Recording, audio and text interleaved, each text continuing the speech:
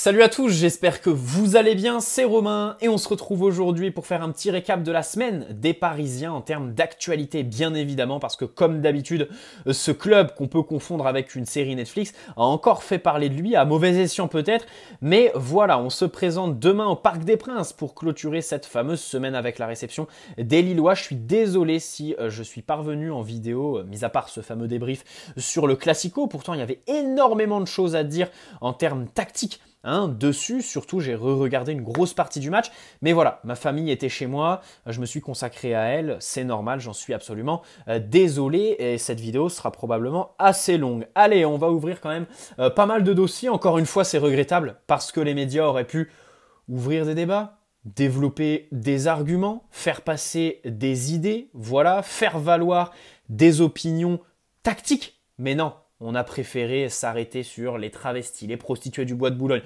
la sécurité des voitures des joueurs, 200 € et un portefeuille, celui d'Ander Herrera, à qui on envoie de la force. Et c'est tout ce qu'on fait. On n'est personne pour juger, secondement pour se moquer, le vanner et insinuer des choses alors qu'on ne sait absolument rien. Dans tous les cas, il y a un fait qui est là. Au final, on a un joueur qui a été agressé. Donc, grosse force à Ander Herrera, bien évidemment.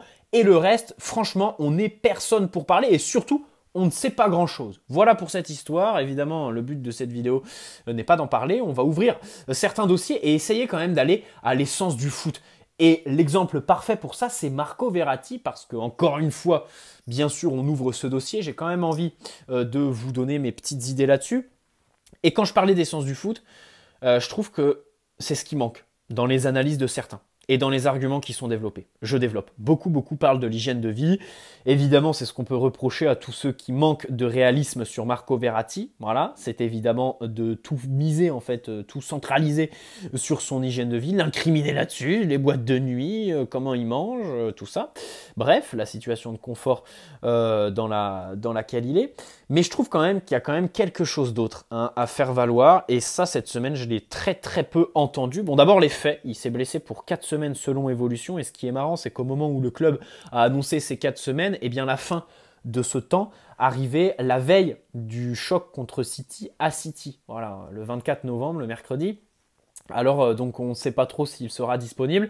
Au moins, premier point positif, s'il est disponible et s'il est du coup de retour pour ce choc, on sait très bien, c'est sa plus grande force, Marco Verratti, lorsqu'il revient de blessure, 15 jours, 3 mois, 7 mois, il est tout de suite à son meilleur niveau. Il surperforme, surnage dans ce milieu de terrain, tout de suite. Voilà, ça vraiment c'est à mettre à l'honneur de Marco Verratti. Et il y a autre chose, alors qui n'est pas à mettre à son honneur, mais qui est à mettre dans sa liste d'arguments pour le défendre, c'est un fait encore une fois. Choupo-Moting, rappelez-vous, avant le Final 8, le blesse sur un coup à l'entraînement. Ok, Payet, par exemple, je cite de tête Payet, enfin ça on s'en souvient tous, le coup de kung-fu qu'il lui fait avec ce pied là, cette jambe carrément, c'est même plus le pied, c'est toute la jambe qui va se fracasser contre Verratti et le blesser l'année dernière. Et encore une fois Guendouzi. C'est un coup qui a blessé Marco Verratti.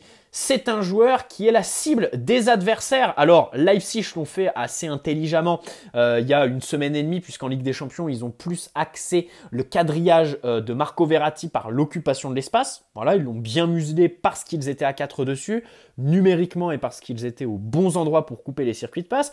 Marseille, ils y sont allés un petit peu moins intelligemment, on va dire. Peut-être qu'ils n'ont pas les capacités de faire ce que Leipzig ont fait.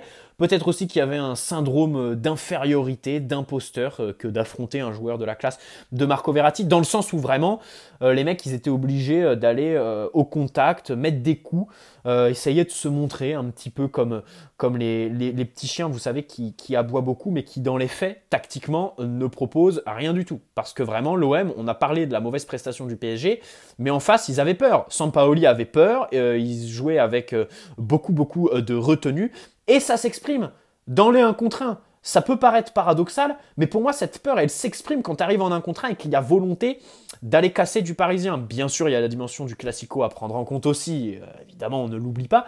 Mais voilà, c'est sur un coup, Verratti est un joueur ciblé par les adversaires et je trouve qu'il y a quand même beaucoup de personnes qui l'oublient. Ensuite, second point, il se blesse pas beaucoup tout seul musculairement avec le PSG, mais plutôt lorsqu'il part en trêve internationale avec l'Italie. Ça aussi, c'est à prendre en compte, même si bien sûr, l'hygiène de vie, on ne revient pas dessus. Marco Verratti a toutes ses responsabilités, bien sûr. Et enfin, solution, pour moi, bon, alors envisager une vente, ça ne sert pas à grand-chose. Par contre, le recrutement d'un joueur de classe mondiale, d'abord capable de le compléter, parce que lorsque Marco Verratti est là, il surperforme, c'est très très bien, mais encore une fois, ça cache évidemment le fait qu'à côté, personne dans l'effectif est capable de se mettre à son niveau, ou au moins le compléter, l'épauler, lors des grands rendez-vous. Il est vraiment tout seul à surperformer, ça met en avant Marco Verratti, mais on aimerait bien quand même qu'il partage un petit peu plus, parce que le niveau de responsabilité, de pression est absolument énorme, même s'il la boit dans les faits, si on rentre un petit peu plus profondément, on sent que au niveau de l'organisme, peut-être aussi que cette pression est à faire rentrer en ligne de mire et dans l'argumentaire pour défendre Marco Verratti. Bref, on peut penser à un Paul Pogba par exemple, et puis techniquement, en l'absence de Verratti, il faut quelqu'un capable de le remplacer, peut-être pas dans son registre, parce que dans son registre, Marco Verratti est sûrement ce qui se fait de mieux au monde et un joueur très singulier, c'est-à-dire que t'en fais pas deux des Verratti, donc un joueur qui au moins a les qualités techniques, intrinsèquement, pas un profil similaire, mais un niveau quand même très très bon, la classe mondiale, ce que n'est pas Paredes, ce que n'est pas Idrissa Gueye, ce que n'est pas Herrera, ce que n'est pas Wijnaldum, ce que pourrait être par exemple un Paul Pogba, et puis surtout pour le mettre en concurrence. Voilà, parce qu'on sait aussi qu'il y a la situation de fauteuil, tout simplement, dans laquelle Marco Verratti est. Il n'a pas besoin de presser son retour, puisqu'il sait très bien que sa place n'est absolument pas menacée lorsqu'il reviendra. Le PSG aura un autre visage. Voilà pour le cas Marco Verratti. Bon, écoutez, Ramos, je commence un petit peu à m'inquiéter. Alors avant, la semaine dernière, ça parlait d'un retour à l'entraînement collectif en ce début de semaine, juste après le Classico contre Marseille.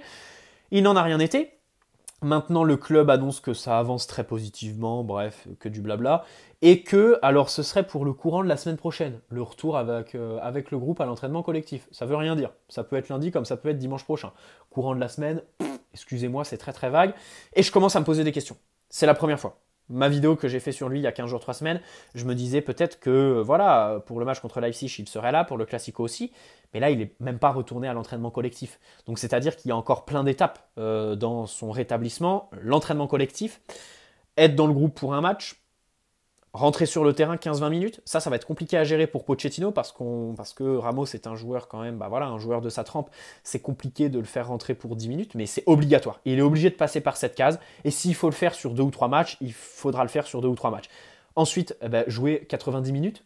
Ensuite, jouer 90 minutes à un rythme convenable. Et ensuite, on parlera de niveau. Jouer 90 minutes à un niveau convenable. Et enfin, dernière étape, essayer de retrouver son meilleur niveau. C'est évidemment l'étape la moins prévisible. Et comme je disais dans ma vidéo sur lui il y a 15 jours, j'ai en ligne de mire février. Parce que Ramos est un joueur qui conditionne ses performances au niveau de pression, de prestige aussi de l'adversaire, de l'affiche, de la compétition.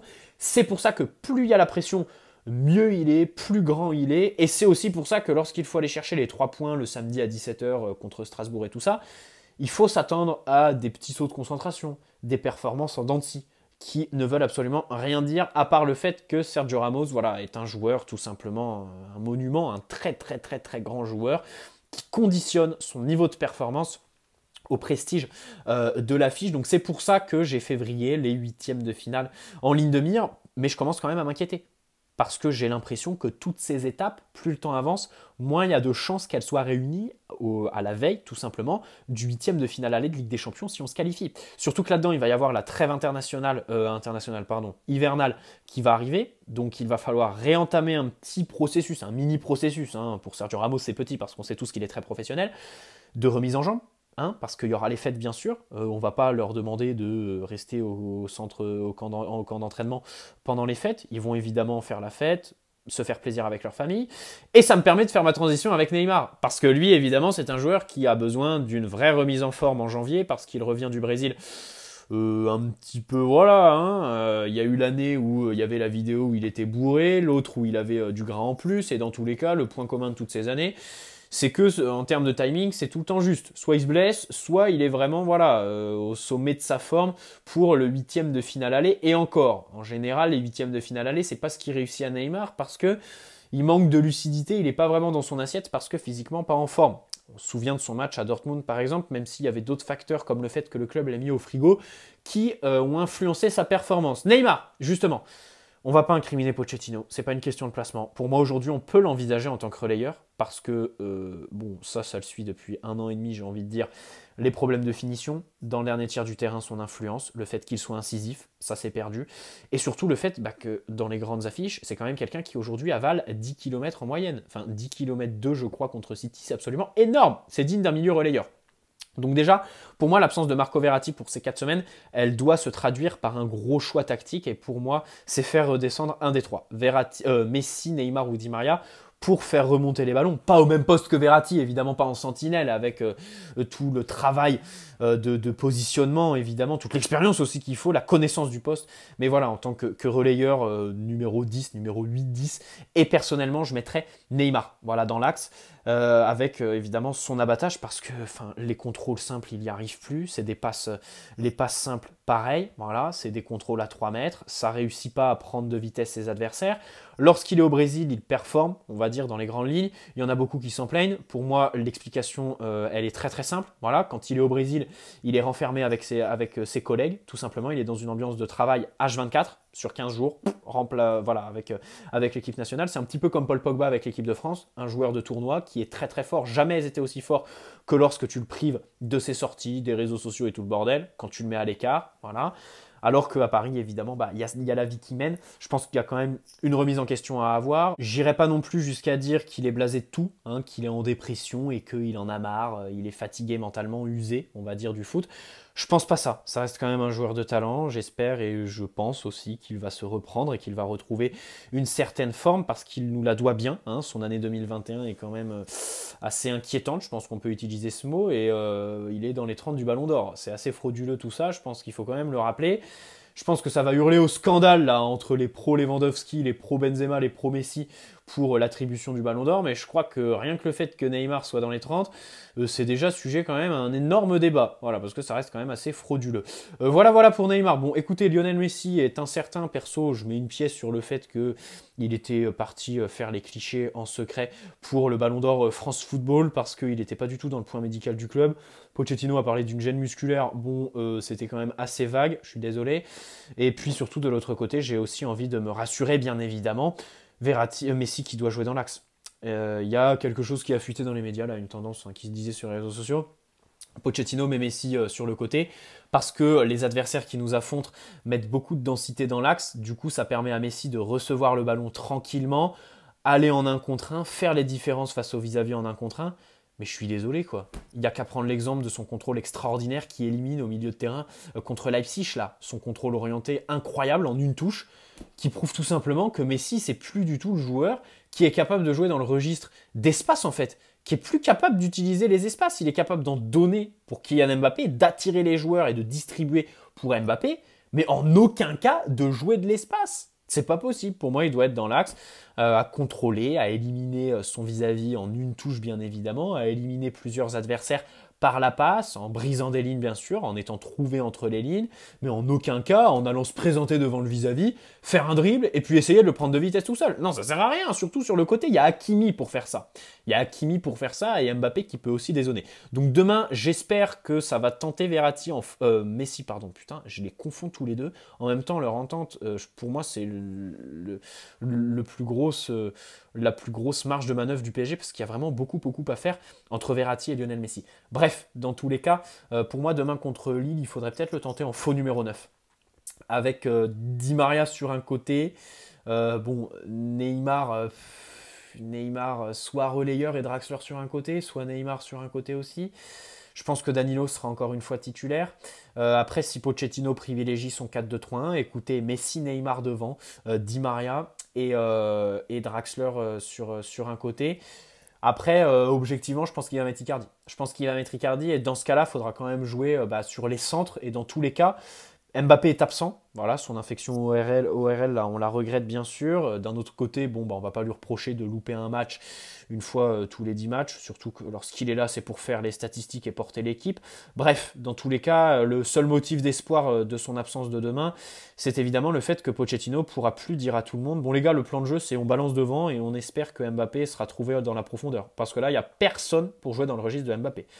Pas du tout le gros Icardi, pas le petit Messi, pas le bouffi Neymar, pas le Di Maria. Alors Di Maria, franchement, ça c'est pareil. Faut en parler de Di Maria. Depuis le début de la saison, il n'y a aucune bonne performance. Peut-être son entrée contre Brest, là, où il marque. Mais sinon, il n'y a aucun match qui est bon de la part de Di Maria. Et ça, faut le mettre sur la table. Parce que c'est regrettable, évidemment, pour le meilleur performeur, selon moi, du PSG en Ligue des Champions durant l'ère QSI. Voilà, je pense à peu près avoir tout dit. Si pour revenir sur Neymar, il loupe des gestes simples, et je sais plus si c'est quelqu'un de mon entourage ou sur les réseaux sociaux que j'ai vu ça dernièrement. Du coup, je suis désolé, je ne citerai pas cette personne, ça me gêne un petit peu, mais j'ai entendu quelqu'un, c'est pas de moi, qui disait... Oui, mais un grand champion, par exemple un basketteur, on a en tête les vidéos de Stephen Curry, qui pendant 3 minutes tente des choses basiques. Les 3 points, les paniers et tout ça. Est-ce que les joueurs de foot font ça à 30 ans? Est-ce que les joueurs de foot font les contrôles passes, voilà, les dédoublements, les trucs basiques? Alors au-delà de la question qui est à soulever en ce moment, est-ce que le PSG fait autre chose que des taureaux à l'entraînement? On pourrait se demander si Neymar, par exemple, travaille les choses basiques, parce que c'est ce qu'il loupe en ce moment. Enfin bon, il loupe tout, y compris les choses basiques. Bref, et encore moins de statistiques.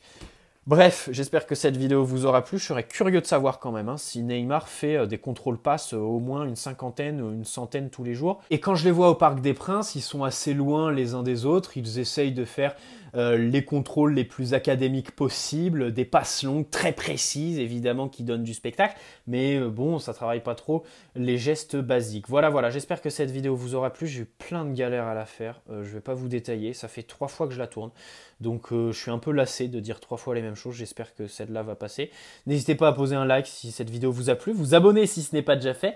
Et puis on se dit à très très vite, et je crois que d'ici là j'aurai changé de téléphone parce que je n'en peux plus. Les enregistrements qui s'arrêtent en pleine tirade et du coup qui m'obligent à faire du montage. Après là au montage, il n'y aura plus de stockage, donc il faudra que je supprime tous mes réseaux sociaux et les réinstaller après avoir mis la vidéo en ligne. Bref, ça commence sérieusement à me péter les couilles, très sérieux. Donc voilà, bonne soirée à tous, et puis on se retrouve prochainement pour faire une autre vidéo. Allez, ciao!